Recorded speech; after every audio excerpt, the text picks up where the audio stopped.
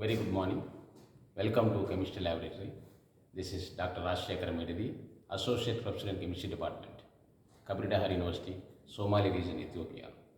Today we will perform the very interesting experiment, that is determination of total hardness present in the given water sample. That is the experiment, right? Now we'll see the procedure. That is, aim or objective is to determine the amount of total hardness present in the given water sample. Before we go for this experimentation, we should know what is the meaning of hardness of water. I have done another video about this terminology of hardness of water. You please watch over that and come for this experimentation to have the better understanding, right? Okay, so that is the aim. The aim is to determine the total hardness present in this water sample. Actually, total hardness means presence of different salts in water makes the water to behave having its hardness, that is calcium chlorides, calcium sulfates, and magnesium chlorides, magnesium sulfates, and the calcium bicarbonates, magnesium bicarbonates. All these salts makes the water to be hard. So presence of these salts makes the water to be hard. So that is why we are performing the experimentation, how much amount of hardness is there, right? So the apparatus required for this experimentation is the burette, pipette, conical flask, volumetric flask, measuring cylinder, wash bottle, etc. That is about the apparatus commonly.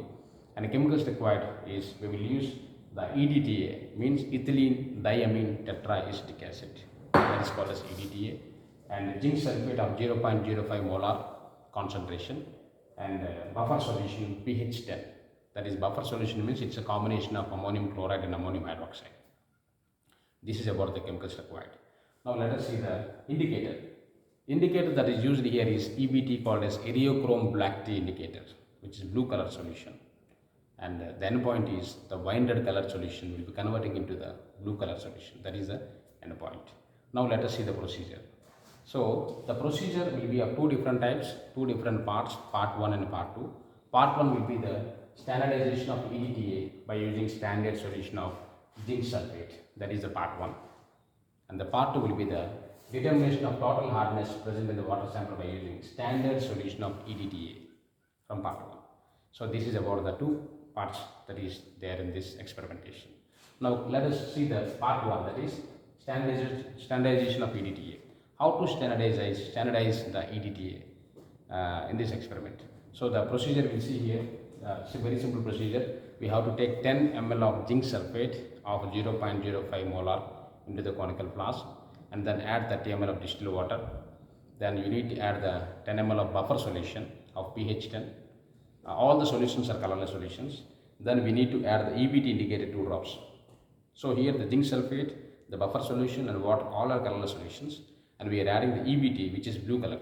When you add the EBT into the conical flask, for example, when you add the EBT into the conical flask containing calcium magnesium ions in the conical flask, because of these ions, the blue colored EBT converts into the winded color.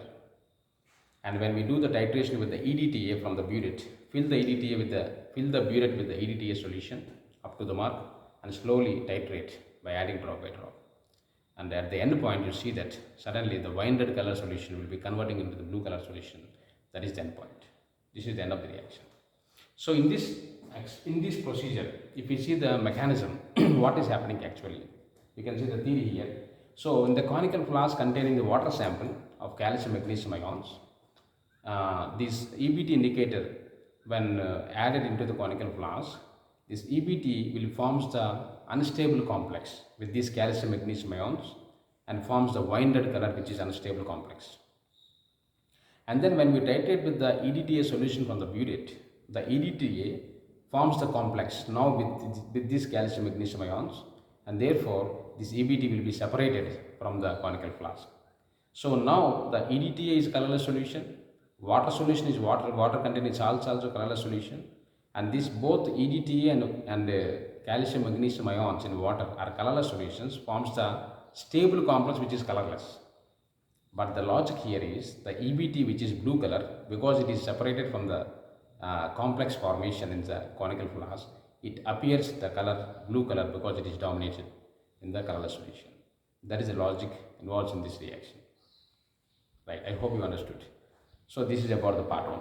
Coming to the calculation part here, the table 1 simply serial number, volume of zinc sulfate solution taken, that is 10 ml, and burette reading consisting of initially 0, and the final volume will be we have taken performed the experiment, that is we got 10 ml, and the volume of zinc sulfate, that is volume of EDTA consumed is 10 ml. So finally we got the values like that, and formula is law of equivalence, M1V1 is equals to M2V2, and where M1V1 will be categorized for the zinc sulfate, and the M2V2 will be categorized for the EDTA, and M1 is equals to the molarity of the zinc sulfate, that is 0.05 molar, and V1 will be the volume, that is 10 ml we have taken, and M2 is equals to the molarity of EDTA, which is not known, that is X, which is not known, and V2 is the volume of the EDTA consumed, that is 10 ml. So finally we got the calculation. As per that, we got the calculation is 0.05 molar EDTA. So from this part 1, with the standard zinc sulfate solution of 0.05 molar concentration, when we titrated this EDTA, we got the strength of EDTA, which is unknown, as 0.05 molar. Now the strength of EDTA is known. Now in this second part, with the known strength of EDTA, we will find out the amount of total hardness present in the water sample. That is part 2. Now let us see the part 2 here. Part 2 heading is determination of total hardness present in the given water sample by using standard solution of EDTA. That is the heading. So now the procedure is same like part 1, but simply we will take the sample here. There we have taken zinc sulfate, but here we will take the sample. Take 50 ml of this sample, water sample, any sample, water sample, 50 ml. Add 10 ml of buffer solution like the previous one, and add 2 ml of or 2 drops of EBT indicator.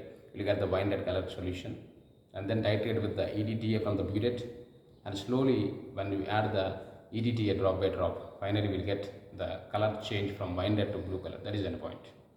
So from this, the calculation here is calculation of total hardness. Total hardness can be calculated as total hardness is equals to molarity of EDTA into equivalent weight of calcium carbonate into volume of EDTA consumed into 1000 by 100. That is the formula to calculate the hardness of water.